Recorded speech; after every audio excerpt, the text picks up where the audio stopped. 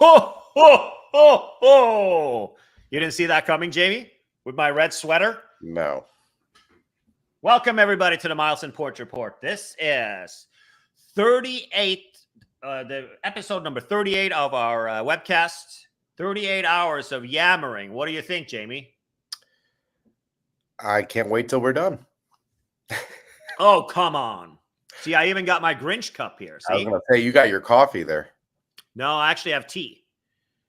Wow, that BA flight really threw you for a loop. Not really. BA, there are interesting things happening with BA these days. Well, actually, let's chat. We were both in Europe working for a couple of weeks, and came back. You came back a little bit earlier than I did. I was delayed for over 24 hours, and one of the reasons why that was because of BA. But I've noticed that my BA account, has not had any information online. So when I log on to it and I click on my itineraries, I noticed it just says there's a screenshot where I saved a screenshot for it because I just try to get it fixed. And it says, sorry, there seems to be a technical problem. Please try again in a few minutes. And please contact us if it still doesn't work. We apologize for the inconvenience. And that goes into my all of my bookings that I have, and Right. also all of my everything that has to do with executive close. I can't see anything in there. So I started a chat, and it's kind of was as bizarre as the delay that I had. We're going to talk about the weather in Europe in a little bit, but Yep. And the guy said to me, well, you got to reset your cache. And it happens to be that I just was dumb enough to click the update button on my Google Chrome. So all of my shit disappeared anyway. So I didn't have a single password in there. And also the funny part, my password manager disappeared with that. And I also tried Safari, and the guy was like, well, sorry, we don't have any problems on our end. So it's all you. And it's like, so what do you propose that I do? Should I not log on to my account for the remainder of my life? And that was his suggestion. So the bizarre world is a beautiful place for sure. I had the same issue a week ago. I think you probably saw my post on Facebook. I was trying to change a seat. This was on that London to Dulles flight, and I was trying to change it 2 weeks ago. Couldn't change it. The seat map was erroring out. So I messaged in. I said, here's the seat I want. Can you just do it? And of course, they tried diagnosing the problem. What's wrong with your browser? Why can't you do it? I said, this is a seat change. Why don't you just do it? No. We have to figure out why you can't do it. I said, this is total BS. We could end this conversation right now, right? Yeah. You have to change it. We could all part ways. But no, they had to accuse me of my browser not working. My catch wasn't there. My password was wrong. I said, this is just, ridiculous. Well, I don't know what to tell you. Mine was to not use my BA account ever again. That was the solution from Vikram, based in Mumbai. Right. He figured out that was a good idea. Okay, let's talk. Before we jump into things, you have been responsible for setting up and we've got 10 more virtual seminars happening next year. But we have a Christmas virtual seminar this weekend. Tell us a little bit about that. So that is it tomorrow, and I'm going to pull up the schedule here. That's tomorrow at 11:30 Eastern, 8:30 Pacific, for those that want to wake up a little bit early. We've got 3 speakers on the agenda tomorrow. We've got Ben Coleman-Cole, who's going to speak on rental cars and insurance. We've got Brian Scalar, who's going to speak on revenue travel and how to get deals, purchasing with cash and not miles. And then we've got John Ryan, who spoke at the last seminar last month, talking about low-cost carriers. So it should be a good morning tomorrow. And then I think you've got something in store afterwards, but I have no idea what it is. I do. Well, you're going to join for that as well. It's the FTU team is going to be having a little Christmas session. Should be cool. So for those who are members, it's free to join tomorrow. I would love to see everybody there. It's going to be lots to learn. And next year we're doing 10 of those, right? That's going to be even better. Yep, we got one a month, so it's kind of plugging along here. And then we've got the in-person event in DC the last weekend in February. Where that is, I don't know. I guess we got to talk about that, but it'll be in DC somewhere. Yeah. We're doing that in conjunction with the Travel and Adventure Show. That's the same weekend. So And then also we're coming back to Seattle for the first time in a long time in May. Yep. We've got some good speakers for DC lined up. I'm just kind of looking at the list here. There's Matthew Clint, there's Derek Dye and Sarah Dye, Julian Keel, Carissa Rawson. I'm going to miss some people on here, but there's a good crowd. So for those that want to see some good seminars, there's a good agenda. Great. You've done a good job on cleaning up the FTU schedule and stuff like that. I appreciate that. So there's going to be a lot more, guys, happening next year. Okay, let's go over to a little bit of news. I wanted to chat a little bit about the Alaska merger. And if we were to, you were, and it's kind of funny. We just came back from Europe, two separate trips, and we met up a couple of times. But as you can see, I can hear you got a cold, and as you can see, I got a cold sore. So it was there was some serious weather and stuff going on in Europe. Yep, it's unfortunately I should not have left DC where it's been like 50 all week and it's been like 10 degrees over there, so I should have stayed home. But such is life. Yeah, here in California it's not so shabby either. I'm not going to lie to you, even if it's in Northern California. But yeah, the weather, we had some interesting things happen in Europe with that for sure. Well, let's talk airline mergers. So initially, this was announced on a Sunday, no less, which I thought was kind of interesting. Yeah. Mega mergers in the U.S. has been a thing for kind of for the last 15 years. Mega mergers has dominated the and I want to bring let's see here. I got to turn off Gary's video because we got banned. The video got banned for something that popped up on his website. But Gary had a little bit of musings here. Before we get into Gary's post here, he's made a lot of posts about it, and he makes some really compelling points here in this post, more so than a lot of others. Everybody seems to be excited about this merger. Yeah, I mean, I'm a fan. I'm a one world, sort of geek, I guess you could say. So it's kind of nice to add somebody else into the mix. But I think it's particularly nice, especially for people going down to the South Pacific and Asia. It provides a one-stop opportunity that kind of cuts the trip in half. So that's kind of nice as far as I'm concerned. Okay, tell me about that. How do you feel like that's a good idea? So if I'm going to Japan, for example, right? Why the hell would I stop in Hawaii? It just cuts the trip, especially if you're coming, I think, from the East Coast. From you on the West Coast, not as much of a concern. I just take a nonstop from there. But something here, right? It's a longer flight. It's kind of nice to stop in Hawaii, perhaps for a few days, and then continue on from there. I mean, that's how I would do it if I'm going to go down there. So I get it if you're from the East Coast. If you're from the West Coast, Hawaii is out of the way. Sure. It's sure. So from here to Japan, from where I live to Japan, it is just shy of 12 hours to Haneda. Going from Honolulu to Haneda is 9 hours. Flying from here to Hawaii is 5 hours. Sure, so it is. It's further. It's out of the way. Sure. And if I'm going to Australia, it's a little bit closer, still, I mean, if you're from the East Coast and you have to stop somewhere anyways, but most places except for Australia, it doesn't make any sense to me. Right. But let's look at let's talk about fleet first. Okay. So Alaska, they've gobbled up an airline before. They gobbled up Virgin America. And how do you think that went? I wasn't a huge flyer Virgin America, so I can't comment too much on their product and service, but from everything I've read, people were diehard loyalists for Virgin America and pissed once Alaska came in and swallowed up the planes and the product and everything and obviously converted it all to Alaska. So the big fear now is, of course, that's going to happen with Hawaiian, although they have made the forward statement to say, no, we're going to keep both brands, which that's an interesting tactic. I don't know how long that's going to last, but I'm sure that was integral to even getting Hawaiian to agree to this. Right. Okay. So the only thing that's left of Virgin America are the slots in routes, some of the routes, few of the routes that they had. So they kind of got a foothold in California like Virgin did. They kind of got a foothold in San Francisco. Wouldn't call it a substantial foothold. Right. Virgin was a premium product, like you said. I mean, for sure, they were definitely a premium product. but they were also they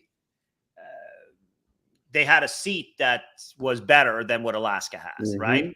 And what happened to it, I don't remember word by word what happened, but they sure knew there's nothing left. They got rid of all of the Airbuses. They had Airbus 321s that they had plans to do something with. They had tons of Airbus 320s, all gone. Yep. Every single plane is gone. Nothing is left of what was that. And for the routes, it's there. Alaska was in the market, in the mix anyway. So I wouldn't say there's nothing left. Right. Sure. So why on earth would it make a difference? Do we believe that Alaska is not going to come in like 3 or 4 months or like a year and say, hey, we're not getting the synergies we wanted, we're now going to call it Alaska again? Yeah, they may, but I saw something the other day. It was from Henry Hardevelt online. I don't know if it was Facebook or somewhere else.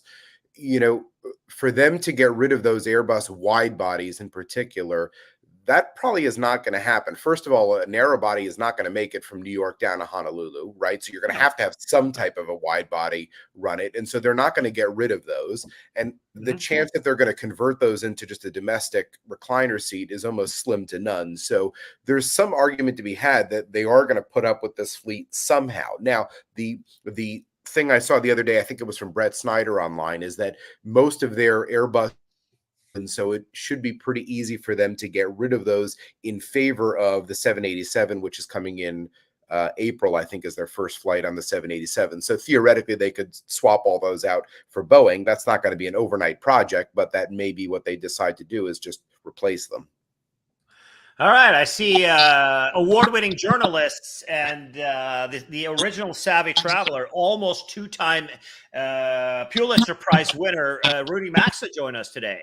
Only one time on the. Sorry. I just finished recording advanced interviews for my weekend radio show. I'm sorry, I got a headset. You like my Christmas shirt? It's my Mele Kalikimaka shirt that I wore in the honor of the Hawaiian Alaska merger today. I like that. Let me get this microphone isn't doing us any good either. That's for the radio show. Let me get rid of that. I'm sorry. Wish I could. How long have you guys been talking? Nah, not for long. 5 minutes. Let's we were talking about the merger with Alaska Airlines. Oh, right. What do you think? Or Alaska paying 8 times the money of what Hawaiian Airlines is worth. Okay. What do you guys think? Do you think this is a good thing for consumers? It may allow other airlines to come into the business, too.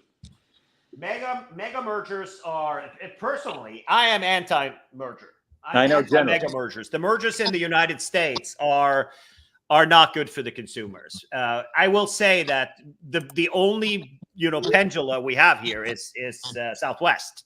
Southwest is such a powerful carrier, and I was just telling that before we went live, that they don't give a shit anything that happens in the market. Southwest is doing their own thing, and they usually win. Right. They win all the battles that they set out to fight. That's one of the reasons why Hawaiian is weaker than they've been in a long time, is because Hawaiian has Southwest is flying and a very interesting loop of flights. They originate, for example, in San Diego. A crew originates. Nobody's based in Hawaii. Not a single person works for Southwest in Hawaii. So they have a base in San Diego. They fly out to the islands. They fly back and forth between islands for a week, and then they fly back to San Diego. That's how they do. They don't have planes even based there, which is, I find, even more interesting. So but that's kind of Hawaiian killed Aloha back in the days. And Rudy, you're old enough to remember Aloha, right? I remember a lot of airlines. I'm real old. Right, there you go. Yeah. So the Wright brothers, did you know them personally? Oh, well, we were close. Yeah, I told them it wasn't going to work. I was the guy who was the naysayer, and damn, they didn't get it off the ground there for a few minutes. Yeah, right. Well, sometimes people do weird things. Like like at Marriott. That's a strange thing to do. Hey, listen, I knew Icarus when he flew too close to the sun. I helped him on that. I told him, don't go too close to the sun now. And he did. And he collapsed. Yeah. And when it comes to, as you can see also, you missed the beginning here. I have cold sore on my lips, and Jamie's got a cold from the European storms of 10 degrees. And yeah, it puts you to shame, Rudy, in Minneapolis. I think the weather over there beat you. It's 50 degrees here today. Somehow I missed this part about all that snowstorm you guys encountered in Vienna and Munich and Zurich. I missed the whole thing. And my kids, as you know, my daughter and granddaughters live in England and France, but I don't know. I just never knew it until I talked to both of you yesterday. Yeah. I didn't know about the horrendous weather, but that certainly had to screw up a lot of people's travel plans. Your flight was canceled coming home, wasn't it, Tommy? My flight had a mechanical from. Oh, okay. It wasn't canceled. It was severely delayed, so I missed my connection in Helsinki. So I never actually got on the flight. I was on Finnair, Stockholm to Helsinki, Helsinki to LA. That was my flight. So that wasn't weather. Weather was the earlier week. The weather was the next one. It was Heathrow, according to BA, but I'm going to call BA was like a mess. Oh my goodness. It was just unbelievable. So I was rebooked to them according to what the pilot or the captain said between Stockholm and Heathrow, where we were delayed almost 3 hours. So I missed the last flight to California. I can't believe that there's like 7 or 8 flights to LA with oneworld now. That's crazy. So not 7. Hang on. 7. 4 on BA and 3 or 4 on American and 3 or 4 on BA. It was like a flight almost every hour and a half throughout the day. But I missed the last one. Between London and LA? Yeah. Wow. The schedule is crazy. So Melinda was there. She was not there for work. She was over. We were visiting family. So she was in Europe as well.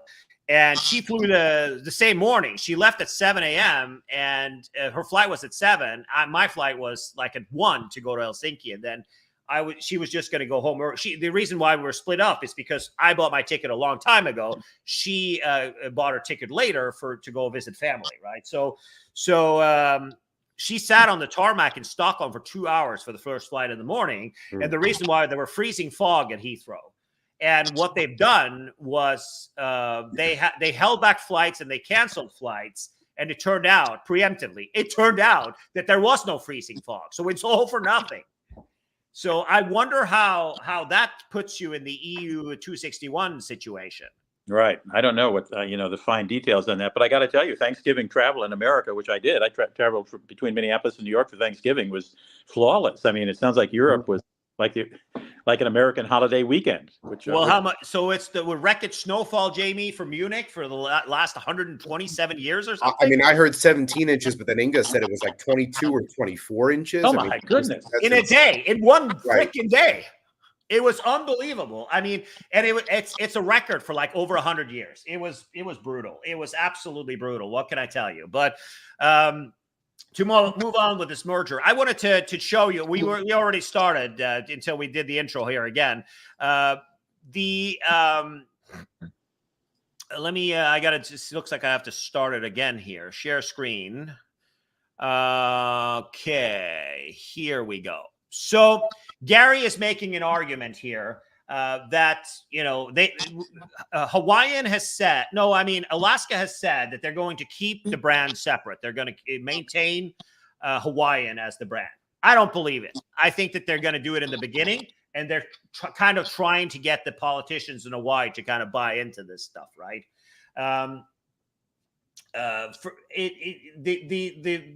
It's not a good business deal, though. I don't see let's skip the whole passenger thing, because that has been the reason why I found this article kind of interesting is that there is no upside for Alaska to purchase a loser like Hawaiian, because they are paying 8 times the money than what Hawaiian is worth. Wasn't it like $15 for share price or $8 or some ridiculous amount over the share price? I looked it up the day of it happened, but I can't remember it. But it was a lot of money over they are buying this. They're grossly overpaying for it. And like you said, the market seems to agree. So, this is a few days, 2 or 3 days ago, the shares dropped significantly. Like, for Alaska and Hawaiian. Yeah, right. Right. So I think that looking back at the previous merger or acquisition that Alaska did, which was Virgin Atlantic, it was not a winner. It was definitely not a winner. When you think about it, though, we were talking about routes before. Alaska doesn't have great connectivity on the West Coast. American bailed out of Seattle, right? They're not doing the India flight. They're not doing the London flight anymore. So they bailed there. In LA, they've got next to nothing. I mean, maybe a London, maybe a Sydney. I don't know what else there is, but it's pretty slim. Maybe that's their strategy, is to push it into Hawaii to have a good international connectivity. But the market in Jamie, for the market is like, the market in Alaska is kind of limited. No, I mean in Seattle is kind of limited. Delta is not able to succeed in making it an international base either. No, although they just added the way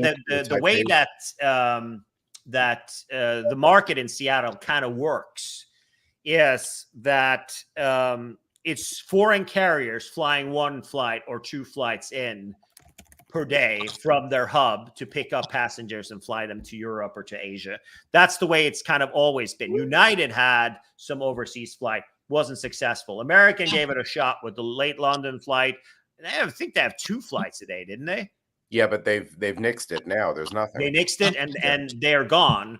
And Delta also is struggling with their international flights from Seattle. So for me, that doesn't make sense at all. I mean, that it doesn't. And if they were to succeed, if they branded Alaska, Hawaiian to Alaska instead, so the whole market, people in Seattle love Alaska Airlines. It's their hometown airline. Right. Even if it's not, it really truly is. Their headquarters is there. Right. And the vast majority, it's their main hub, right?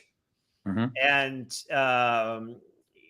if they were to succeed doing long haul from there on their own metal, which is something that they've still cleared away from. And also, if you're going to fly with Alaska, anywhere they fly 7-8 hours on a 737 MAX, their product is not.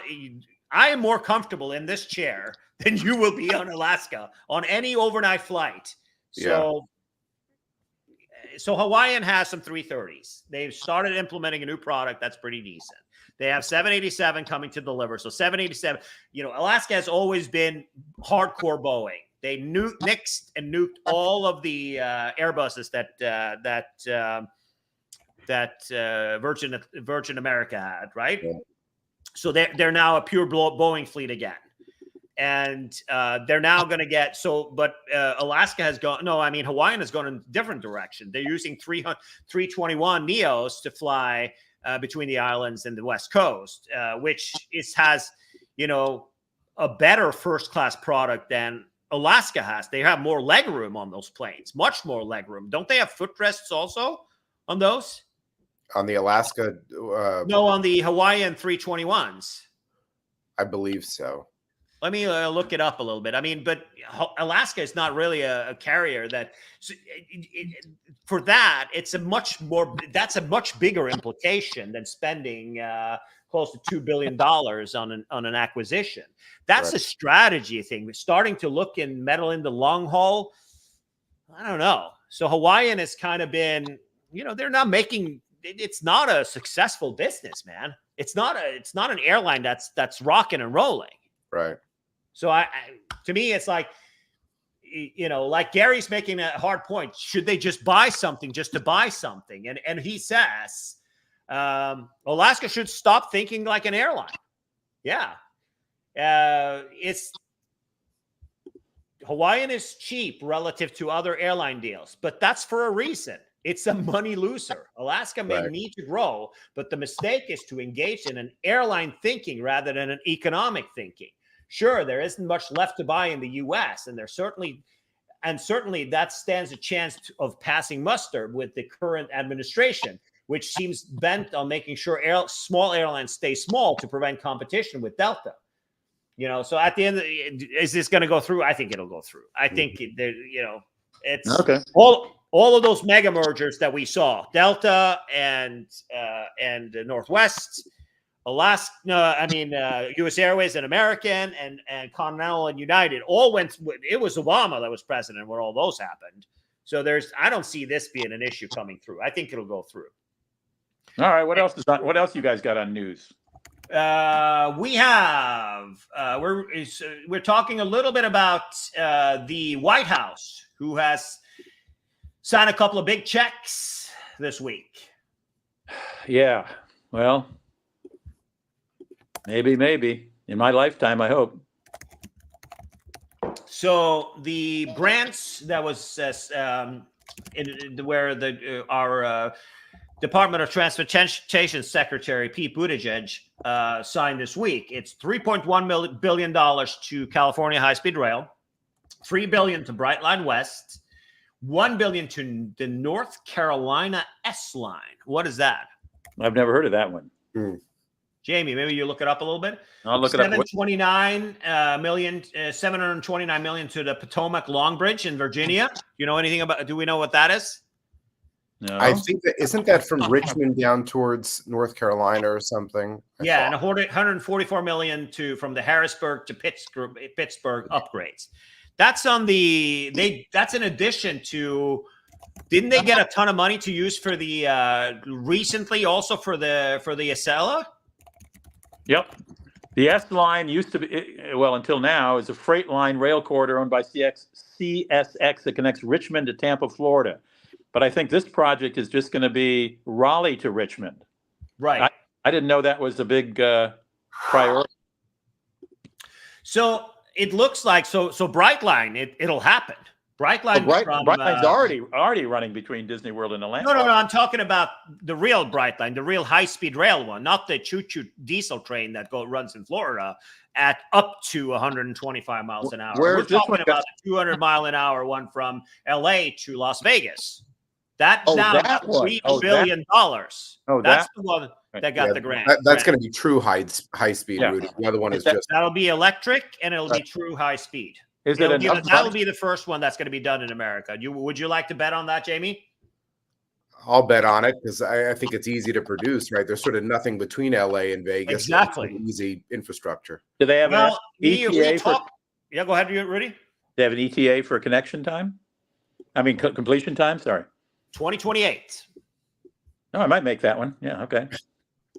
Are you not feeling good or? I'm feeling great, but 2028, who can tell, 2028. My grandma, I talked to her a couple of weeks ago, and she was like, I'm going to the mall. I talk to you later. She's 101 soon. Okay. Coming up on 101, man. Well, I live a pretty fast life, as you know. So 28, is a way. Yeah, but you're also healthy. You drink a lot of red wine. Your blood is in a burgundy color. Not vodka, it's water. Vodka, yeah, got it. But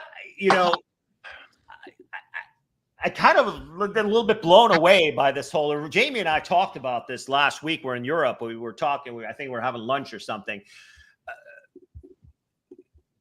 It goes from from Vegas to Rancho Cucamonga. Right. It doesn't go from LA. Right. You get from Union Station on Metrolink to Rancho Cucamonga takes forever. And it also the frequency around that is very, very, very little. Can you drive? Is it an easy drive from LA? Do you know? I've never driven it. I don't know. 5 hours. 5 hours? Yeah, it's a drive. It's a haul. But from and here it won't be long at all because and the way that they're building railroad here is actually smart, right? Compared to they're building most of the railroad is bit in the median between the highway, right? So you have the two lanes, and then in the middle they're building the high-speed rail. Well, I presume they hope to connect with LA at some point, the city of LA. Maybe. So from Rancho Cucamonga, it is 3 hours and 37 minutes. How long it is to drive? So it'll cut back. It'll be it's just about a little shy of 2 hours. So it'll cut the time down by an hour and 40 minutes. It'll be faster, an hour and 40 minutes faster than it is now. Yeah, but then again, but you can fly. I mean, if you're in LA, you might as well just fly there. 25 minutes or whatever it takes, half an hour. yeah, but you got to get to the airport also. That's Well, you got to get also, to Rancho Cucamonga there. Yeah, so Union Station, but so Rancho Cucamonga is actually, I thought it was going to be connected, Jamie. Didn't you hear anything about that? It was going to be connected to Ontario Airport. Yeah, it is. It'll be the station, Rancho Cucamonga Station will be right on Ontario Airport. So you can take the train from Vegas right into Ontario Airport. That's where the station will be. So that's kind of interesting, but it is 40 miles or 38 miles from to downtown LA. Where? From Ontario Airport? Correct. Oh, well, that's not too bad. But is it going all the way to Ontario Airport now? Yes, it will be connected to Ontario Airport by a little like a people mover train, like the ones they have at O'Hare. Well, you just said it was like a 3-hour drive or something, or 5-hour drive from LA to Rancho Cucamonga. No. It's like 45 minutes from downtown LA. But you have to realize, if you look at the map in front of us, if we were to look at a map from where it is extremely much closer to get down to Anaheim and to get down to Santa Ana than it is to get to downtown LA. Okay. All right. Because it's right north of that, right? All right. Is this enough money to complete it? No, or does the state have to put in more money? It's a private company, so it'll be enough. And speaking of, if we go to the next thing where we wanted to talk a little bit about is the California high-speed rail. And I got to tell you, if they had the money, I think they could finish it in 7 years. I mean, I looked at this video here. I'm just going to put it up on the screen. If we're not going to watch the whole thing, we're going to watch a couple of minutes of it. So when you say finish, let's just play the video for a couple of minutes here. Wait, when you say finish, what do you mean? San Francisco to LA? Yes. If they had the money, they would finish it in 7 years. I am 100% positive about that. Yes. Okay. What do we got here? Watch the video for the update for the fall.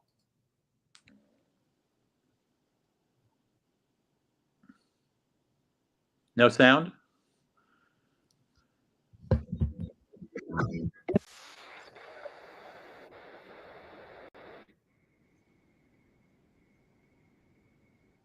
I presume there's a computer simulation here. Yeah. Can you hear it? Yeah, probably. Yeah, I don't hear any narration though. We can't hear it. No. Yeah, no sound. Okay. Well, and then even Brightline is. Can you hear me? You haven't taken. Yeah, we can hear you. Yeah, we can hear you. We just can't hear the video. So what's this guy? The nitty gritty of things is that all of these there is the structures in the Central Valley are kind of done already.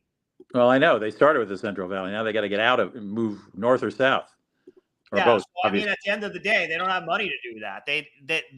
That's the whole point. So the 173 miles from Merced to Bakersfield, they have the money for that now. They have money for the trains. They have, with the money that they got now, they can buy the trains. They can do everything like that. The problem here isn't that the ability they have made these insane superstructures are being created. I mean, they're done. We can drive down there, right? And what they have the money for to make, like these big mega structures, not this like right here, but these big mega structures right here, they're now done, right? So they have, but they're obviously useless because what are you going to do? You're going to move a bunch of cattle in the Central Valley. That's the problem. So they are building this a lot faster. Remember, we're in 2023, and these big mega structures in the Central Valley, they're done. Most of them are done. And also Caltrain from electrification from San Jose to San Francisco, which cuts down the travel time by 15 minutes for Caltrain. That's also done. They're just doing a final test and early next year, the old diesel train will disappear. Like, remember, Rudy, I picked you up when we did the show. Oh, I've ridden that a lot. I know it's a slow train. Yeah, and because there's no momentum with those old piece of junk diesel trains. Now with the new German trains or Swiss trains that are actually made here in Sacramento, we're good to go. It's all good to go. So they make train cars in Sacramento. optimistic about this stuff than anything else, to be honest with you. They make train cars in Sacramento? Yeah. I didn't know that. Okay. Yeah, I didn't know that either. Okay. You had no idea? How would I know? You live outside of Sacramento. I don't. I've never heard about Sacramento making train cars. No. Okay. Especially now Siemens Mobility makes their trains in America. There are 2,500 workers that work at the factory here in Sacramento building trains. Did not know that. Okay. All right. Now you know. All right, we're going to talk about the best hotel stays of 2024. As you know, we do a lot of hotel reviews. And Rudy, you have been lackluster this year. I see you only have 3 hotel reviews this entire year. What the hell's up with that? I know. I thought you wanted to be a hotel reviewer star. Right. I'll work on it. Jamie's got to bounce, but Jamie, tell me about your best hotel stays of 2023. Oh, geez. You're putting me on the spot here. I don't know. I'm trying to think. Best hotel stays. I'm looking back through my videos here. I just did the Park Hyatt Vienna last week. So I got that on the screen with. Oh, there you go. I'm sorry, I didn't even see it there. I was looking back through my videos. Yeah, that's a good use of a category 1 through 7 Hyatt certificate if you have one of those. Well, wait a minute. Isn't that 25,000 only at that place? Because it's a category 7, so it's either 30. No, it's not a 7. It's a 6. I think it's a 6. That's why it's 25,000. Right. Back in June, I did Grand Hyatt Melbourne, which actually I was very pleased with that. They had a good club, really good room there. So really no complaints on that one. I'm trying to think, what else did I do that's kind of memorable here? Put me on the spot, and I don't know what. Put you on the spot. But while you're looking, I did a hotel in Bangkok called the Mu, M-U-U. It is in downtown Bangkok, and it's part of the Hyatt portfolio, though the name Hyatt appears nowhere, as I recall. Is it a small luxury hotel? Small luxury hotel, and it was really, really nice. Very nice rooftop pool, nice Italian restaurant, great rooms, great service. What can I tell you? They got a guy almost all day making, great coffees right in the lobby, and with pastries. So it's a nice hotel. I know you have to bounce. You got a call that starts now. Thanks. Yeah. Rudy and I will continue for the week. We'll see you next week. Cool. See you next one. Bye, Jamie. So I had a hotel. I think it was very easy for me I've stayed at some nice hotels this year, and I would say I think I found my favorite Hyatt in the entire world. Where? In Copenhagen. Oh, that's new to me. I mean, it just opened like a year or 2 years ago or something, right? No, it's been around for a while. It's actually owned by the Tivoli Gardens. It's right adjacent to the Tivoli Gardens. I've never even been in the lobby. It is inside the Tivoli Gardens. You have the entry to the lobby is across the street from the train station. Right? Yeah. But so it's right across. When you walk out of the train station, it's literally right there. It's literally right outside of the side of the train station. The side of the train station, right? Yeah. Right. So the other side of the road at the train station is where it is, and you can walk right out in the Tivoli Gardens from the hotel. You have a secret door, and you use your room key, and you have entrance to the Tivoli Gardens. You can come and go as you please without paying the daily admission. No pay for the daily admissions. Wow. Well, that adds a little bit. You get a wristband. You can ride unlimited rides. That's a pass that costs like $80. Or I don't think it costs that much, but it costs money. So if for 2 people, we're talking about over $100 value because you get wristbands too. You can ride as much as you want inside of the park. What's the hotel called? It's called Hotel Nimb. N-I-M-B. Nimb. Okay. Yeah, it was. I will tell you, the attention to detail that I saw was fabulous. Is it a small luxury hotel? Do they have Hyatt signage anywhere? It's a small luxury hotel, and it's fabulous. I mean, it's absolutely fabulous. I will tell you one thing that it takes a lot to impress me when it comes to hotels.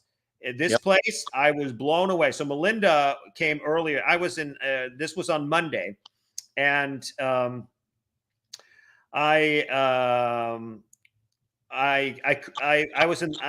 we were in Oslo for the weekend visiting my brother, and we got there on Monday, I went to London for a day trip, and Melinda flew straight down to Copenhagen, and she was like, she texted me and said, "Wow, you better hurry. This is awesome, right?" And sure as hell it was. And when I say attention to details, first of all, it's got 39 rooms. Okay, small hotel. 39 rooms. That is not a lot of rooms, right? So that was the first winner. I got a couple of pictures here I wanted to share. What's the average room rate right now, approximately? I would say somewhere in the neighborhood of $800 to $1,200 a night. Yeah. Oh, well, that's pretty. I thought you were going to say 300 or 200 or 400. Wow, that's expensive. Well, it's 35,000 Hyatt points. What can I tell you? Well, that's not bad. Yeah, some people, I honestly don't understand people who are kind of making a big deal about burning. Those points are there to be used, right?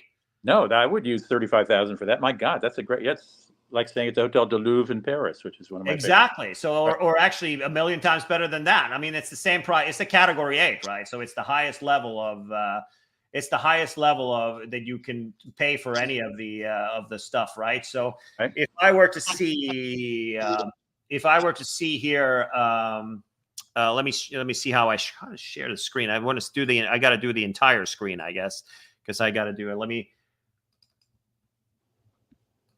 So let's see, percent. Yeah, I got too much shit on my screen here to show the whole world. If I pull it like that, maybe. There we go. We can do that. So it'll be here and there. So this is the view from my window right there. Right into the Tivoli Gardens. Wow. And here's the door. Here's the door where you just tap your key right there. The door opens. You walk outside, and boom, you're in the middle of the Tivoli Gardens right there.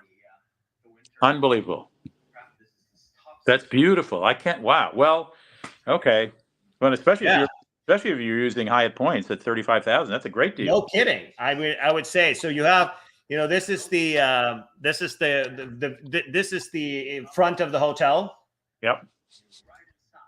Yeah. So that's me. Well, people get tuned for the hotel review we're going to be doing. So here we have artisanal gin and a carafe.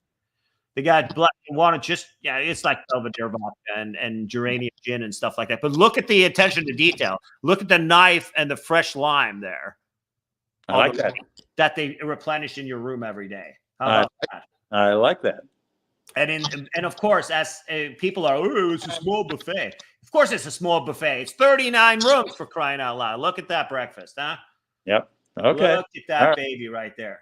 Hotel Nim. And also, when you go out, this is upstairs. You walk into the bar, right? Yeah. So this is the bar upstairs, and it's a lot of locals that hang out at that area. And this is during the day, so it wasn't open. This was in the morning when we walked back from breakfast. But I didn't want to film the maid, so she was kind of in the thing there. So I just wanted to kind of get away from it. But that door right there. Yeah. Open it up, and our room was right there. Great. The Hotel Nim, NIMB. All right. Yes. And it's for the last video I wanted to show is to see how. So this is the door, and that's the main entrance to the train station. Right. So you literally are 15 minutes from the airport is where you are, right? It's 15 minutes from when you get on the airport train until you're downtown for $3. That's how far it is. So does Nim mean something? I think it's the lady of something in it's owned by the Gardens itself, right? Right. So it's definitely a good gig. I think that is my favorite hotel for the year. I mean, an honorary mention. Well, I'm looking at which you don't do that many hotel reviews, but yours always perform a lot better than most of these reviews, right? The most reviewed view this year, if we were to see the most reviewed hotel or viewed hotel that has 11,000 people, 11,888 people have watched this review, is the Hyatt Centric in Times Square, which Jamie reviewed back in July. Oh my gosh. Oh my gosh. And yours is in second place from last year when you stayed at the Hyatt Place by the convention center.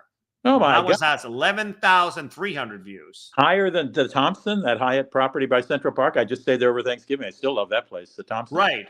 Did you make a review of that? No, I should have, because when I stayed there, they were still building it, still renovating the building, and now it's expanded. The ground floor is expanded to a restaurant. It's very nice. I'll do it again, I promise. Third most viewed. It's popular. New York hotels are by far the most viewed on our YouTube channel. Really? Sheraton, New York, Times Square, the old Sheraton, the tall building that's there. It's a real shithole. Yes. It's third most reviewed hotel at 5,972. And then you were again in third place. You did the Hyatt Place, New York, and then in the Hotel du Louvre, which you reviewed in August for 5,413 views on that. In Paris. That's nice. That's a nice hotel. Good. Right. And then for the most viewed for this year, and by far that was for this year, is the Grand Central Hyatt, which is another loser of a hotel in New York. The one that Donald Trump used to own. Yes, exactly. Oh my That one was almost 5,000. And then your review again, the Thompson Central Park, the old one when it was a little bit of construction going on. Right. With that, they weren't done. You were there right after they opened, right? I was. Yes. Yes. So this was from April of 22, and it has 4,494 views this year. Okay. So, have you put up a review of the NIM, the Hotel NIM in Copenhagen? Not yet. I literally landed 24 hours late. I landed last night. So we have about 30, 40 new hotel reviews. We're actually now on the FTU channel. We are at 236 reviews in the last 2 years. Oh my gosh. Okay. That is a lot of hotel reviews. It is. It is. And so I think that looking at the ones that are from the ones that we stayed at this year, I would say that honorable mention, we've stayed at the Westin London City. It's a little bit boring. The Blackfriar new redemption opportunity in London. And also, I did not know how convenient that is. You remember I met you for lunch by that Hyatt.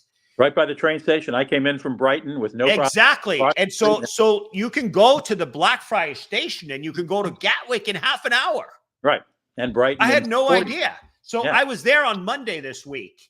I flew in from Copenhagen. No, I mean from Oslo. And then I flew to Copenhagen after. Flew into Gatwick on Norwegian because Norwegian is the first flight out in the morning from Oslo.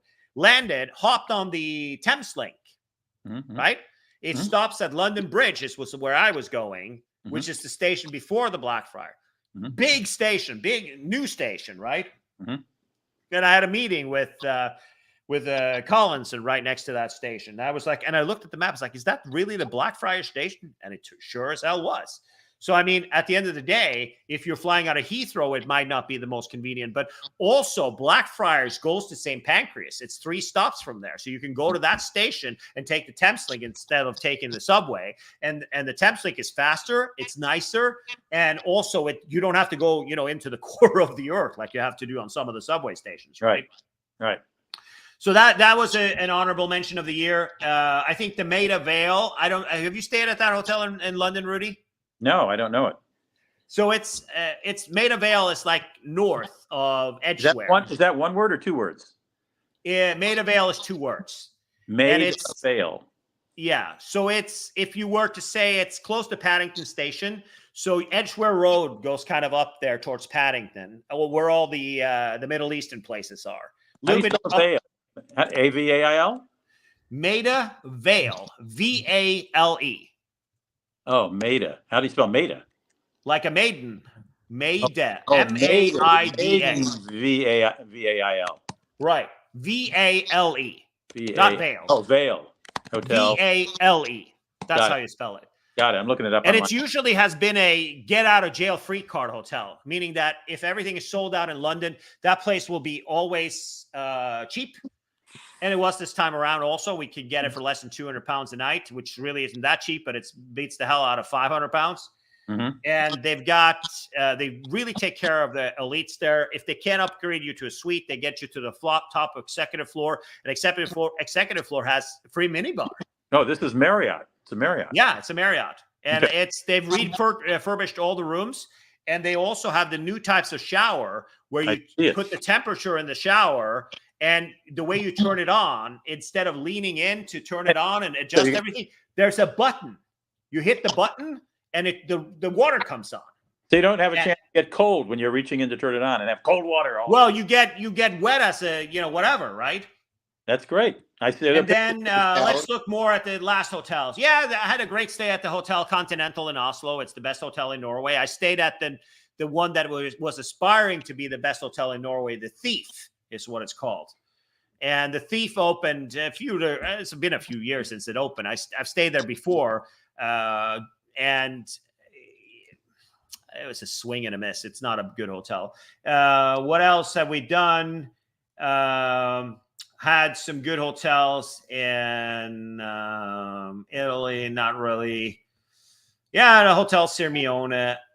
I would say that at the end of the day, if we're looking for this year, which we've had quite a few hotel reviews again this year, I would say that those are my honorable mentions. Also, the Villa Copenhagen in Copenhagen. Did you stay there? I don't think so, no. Villa Copenhagen is the old post office. No, I did not. No. So the old post office in Copenhagen became a the national post office, like the number one and biggest one, the central one from back in the days. Closed a long time ago. The redid it, the city block. It's literally a stone throw away. If you look in the video that we saw from the train station, it's to the left of that. So it's like literally 2 minutes from the video I took where that is. They got an outdoor pool that's heated year round. So even when it's 30 degrees outside, they heat this pool, and it's an infinity pool on the top of the roof, which is kind of a thing. So that's an honorable mention. The Hotel Resen, which is another Unbound collection by Hyatt in Stockholm.